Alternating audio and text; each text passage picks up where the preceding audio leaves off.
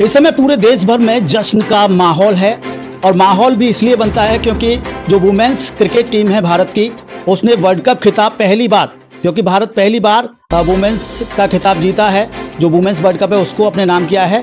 और इस समय हम मौजूद हैं, आपको बता दें, जो भारतीय क्रिकेटर हैं दीप्ति शर्मा, जो कहीं ना कहीं मैन ऑफ द टूर्नामेंट रही हैं, तो उनके निवास पर इस वक्त हमारी मौजूदगी है। और हमारे साथ में मौजूद हैं यहाँ पर उनके पिताजी श्री भगवान शर्मा जी। उनसे बातचीत करेंगे कि कितनी खुशी आज उनको भी हो रही है। जी, बधाई देने वालों का तांता है, तो शर्मा जी किस तरह की खुशी आपको हो रही है? मैं खुशी को जाहिर नहीं कर सकता। मैं पिछले 3 महीने से कंप्लीट बेड रेस्ट पे था, बीमारी से जूझ रहा था, लेकिन परसों मैंने बिटिया का मैच देखा और पूरी कॉलोनी के सारे लोग आए, मीडिया वाले लगाए तो और जीतने के बाद मेरी बीमारी भाग गई। ऐसा लगा है कि मैं कब बीमार नहीं हूँ। और इतने लोगों से डेली मुलाकात आ रहा हूँ, फ़ोन आ रहे हैं, बधाइयों का तांता लग रहा है। और बेटी ने जो हमारा नाम रोशन किया, पूरे देश का नाम रोशन किया है, वो मैं खुशी को जाहिर नहीं कर सकता। शर्मा जी, क्योंकि अभी दीपावली निकल कर ही गई है, लेकिन जो देश की बेटियां हैं उन्होंने फिर से भारत को एक बार पुनः दीपावली मनवा दी एक तरह से। बिल्कुल बिल्कुल। रात को 12:30 बजे जब मैं जीत गई तो हमारे कॉलोनी वालों ने सारे पटाखे छुड़ाए घर के सामने, और ऐसा महसूस हुआ कि दिवाली आज है। जो दिवाली अभी कुछ दिन पहले गई है, वो उस दिन बात से दिवाली आज है। वो माहौल था, पूरा कॉलोनी के लोग खचा कर हमारे घर दरवाजे के पूरे भरा हुआ था और लोग जश्न मना रहे थे।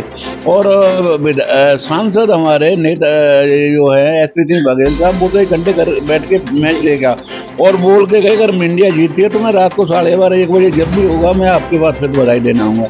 तो जब इंडिया जीती तो दोबारा से वो 12:30 बजे 1 बजे के आसपास आए और आधा पौन घंटा हमको बधाई दी और बैठे रहे, हमसे बातचीत की। तो बड़ा खुशी का माहौल है। तो शर्मा जी, जब मैच आप देख रहे थे तो किस तरह की फीलिंग्स अंदर आ रही थी? क्योंकि प्रे पूरा हिंदुस्तान ही कर रहा था, पूरे हिंदुस्तान भगवान से प्रार्थना कर रहा था कि भारत की जो वुमेन्स क्रिकेट टीम है वो इस खिताब को अपने नाम करे। बिल्कुल बिल्कुल। हमारा तो उम्मीद था कि हमने ऑस्ट्रेलिया को हराया है तो साउथ अफ्रीका को हराएंगे, लेकिन उनकी कप्तान बॉलवर जो है लगातार सेंचुरी बना के टिकी हुई थी, तो हमें थोड़ी घबराहट हो रही थी अगर ये टिकी रही तो हमारा विश्व कप हमसे हाथ से निकल जाएगा। लेकिन दीप्ति ने उसको आउट किया, उसके बाद लाइन लगा दी और 5 विकेट लिए। तो दीप्ति ने विश्व कप जिताने में पूरा अहम रोल किया। हर हम सारी लड़कियों को मैं बधाई देता हूँ कि उन्होंने भी पूरा योगदान दिया है। और इसी तरह से आगे विश्व कप में है, आगे हमारे 2026 T20 विश्व कप है, 2028 में ओलंपिक में महिला क्रिकेट खेलेगी इस बार। वो सारे कप हमारे पास, इंडिया के पास आना चाहिए।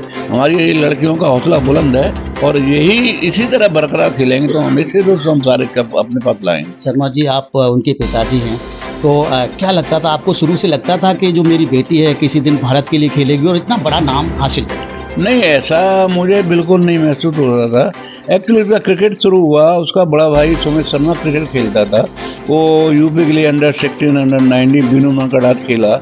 तो जब वो प्रैक्टिस करने के लिए वहाँ जाता था स्टेडियम में, तो दीप्ति उस समय 8 साल की थी लगभग। तो वो दीप्ति कहती भैया मुझे भी ले जाओ, मैं देखने। थोड़ा बैग ले जाते हो, ये बैट ले जाते हो, क्या करते हो? कहते खेलते हो, मैं देखना चाहते हो। तो भैया ने मना कर दिया कि नहीं नहीं नहीं, तुम नहीं जाओ, तो तुम्हारा खेल नहीं है। तो एक दिन दीप्ति रोने लगी, मुझसे बोली पापा जी भैया से बोल दो मैं भैया के साथ जाना चाहते, देखना चाहती हूँ स्टेडियम में क्या करते हैं, कैसे खेलते हैं। तो मैंने कहा इसको भी ले जाओ, कहीं बाहर बैठा लेना हो, तुम खेलते रहना।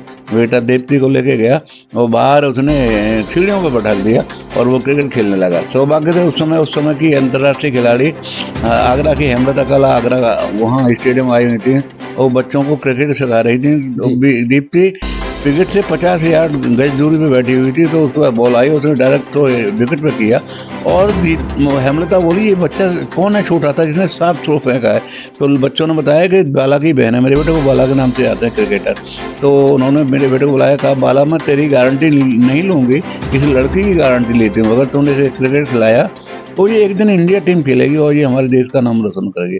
उसके बाद 12 साल में यूपी में पहुंच गई, 15 साल में यूपी कप्तान बन गई, 17 साल में इंडिया टीम में बन गई, 2014 से आज तक इंडिया टीम में बरकरार है, कभी भी एक बार बाहर नहीं हुई। तो ये उसका सफ़र है। और शर्मा जी, जो तमाम देश की अन्य बेटियां हैं वो भी तैयारी कर रही हैं, तो क्या लगता है यहाँ के बाद में एक नया अध्याय शुरू हुआ है, जो बच्चियां हैं उनमें एक अलग एक्साइटमेंट जाएगा?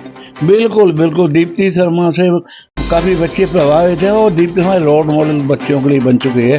और हम देखते हैं कि आजकल आगरा में तो बहुत सारे मतलब ग्राउंड खुल गए हैं, वहाँ बच्चियों की लाइनें लगी हुई, जगह जगह सारी बच्चियाँ आ रही हैं। आगरा से काफ़ी बच्चियाँ अभी यूपी से खेल रही हैं और इंडिया टीम की दस्तक दे रही हैं।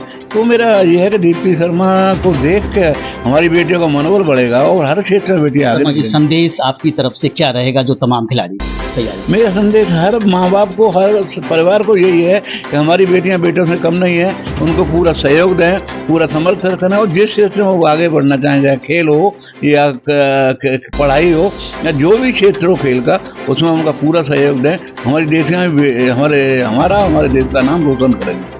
तो ये थे हमारे साथ में शर्मा जी, जिनका कहना है कि देश की बेटियां आज किसी से भी कम नहीं हैं। उनको जिस क्षेत्र में वो जाना चाहती हैं वहाँ पर उनको प्रमोट करें, वहाँ पर उनको जाने के लिए प्रोत्साहित करें। निश्चित तौर पर वो भी एक कीर्तिमान हासिल कर सकती हैं। अपने साथी करण नागर के साथ मैं रामसेव बघेल, RV24।